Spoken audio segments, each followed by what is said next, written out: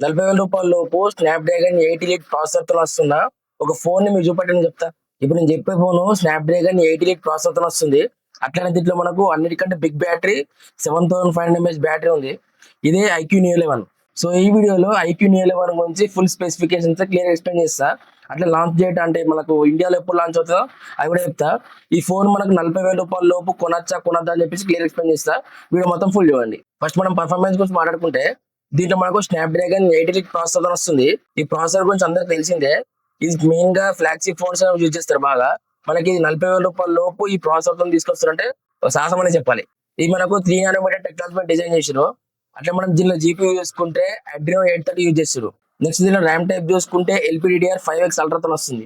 Next మనం దీని design గురించి మాట్లాడుకుంటే ఇది మనకు 8.13 థిక్నెస్ తో వస్తుంది. అట్లనే ఇది మనకు 210 గ్రామ్స్ వరకు ఉంటుంది.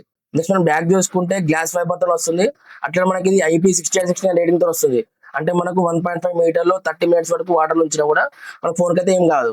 అట్లే మనం వర్షంలో కూడా ఏ ఇబ్బంది లేకుండా యూజ్ చేసుకోవచ్చు. నెక్స్ట్ మనం దీనిలో డిస్ప్లే చూసుకుంటే ఇది మనకు 6.82 ఇంచ్ అంటే కొంచెం పెద్దనే ఉంటది. LTPO AMOLED డిస్ప్లే తో వస్తుంది. ఒకవేళ ఈ LTPO అంటే ఏంది, LTPS అంటే ఏంది తెలుసుకోవాలనుకుంటే మన చాలా చిన్న షార్ట్ వీడియో ఉంది, చూసేయండి, మీకు ఈజీ అర్థమైపోతుంది. ఇది మనకు 144Hz రిఫ్రెష్ రేట్ తో వస్తుంది. LTPO అంటే సింపుల్ గా చెప్పాలి అంటే ఇప్పుడు 144Hz రిఫ్రెష్ రేట్ ఉంది కదా, ఇది మన గేమ్స్ అన్నప్పుడు 144Hz రిఫ్రెష్ రేట్ తీసుకుపోతుంది. అదే నువ్వు రీడింగ్ చేసినప్పుడు కానీ నార్మల్ గా స్క్రోలింగ్ చేసినప్పుడు 60 Hz పడిపోతుంది. ఇట్లా 0 నుంచి 144Hz వరకు మనం యూసేజ్ బట్టి చేంజ్ అవుతూ ఉంటది. నెక్స్ట్ మనం దీనిలో పీక్ బ్రైట్నెస్ చూసుకుంటే 4500 నిట్స్ వరకు ఉంది. 4500 నిట్స్ అంటే మనం బైట్స్ అన్నిటిలో కూడా క్లియర్ కట్ గా కనిపిస్తుంది. అంటే మనం రీడింగ్ చేసిన గేమ్స్ అన్న కూడా చాలా బాగా కనిపిస్తుంది. అట్లనే మనకి డిస్ప్లే HDR10+ ని కూడా సపోర్ట్ చేస్తుంది. సింపుల్ గా చెప్పాలంటే మీకు డిస్ప్లే మాత్రం ఒక ఫ్లాగ్షిప్ లెవెల్ ఎక్స్పీరియన్స్ ఇస్తుంది.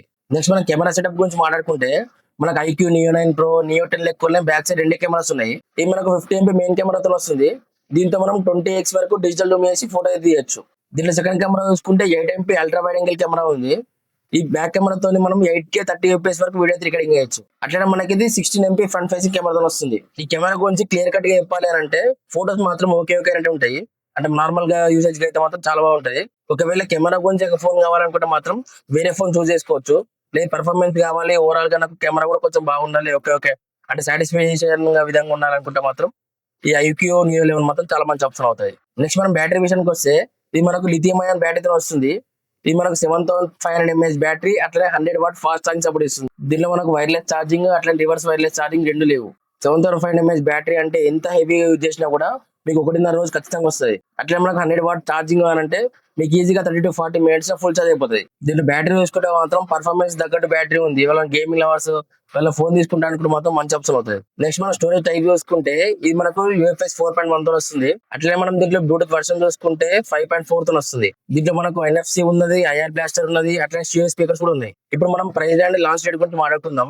ఇది మనకు 2026 జనవరి కానీ ఫిబ్రవరిలో వస్తుంది.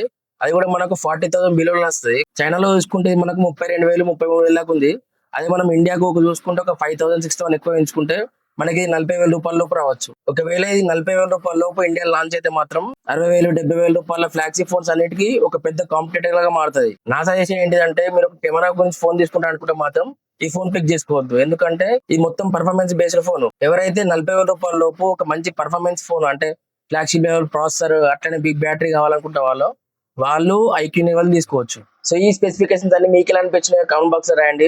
వీడియో వస్తే మాత్రం ఒక లైక్ చేయండి. అట్లా మరిన్ని టెక్ వీడియోస్ కోసం సబ్స్క్రైబ్ చేయండి.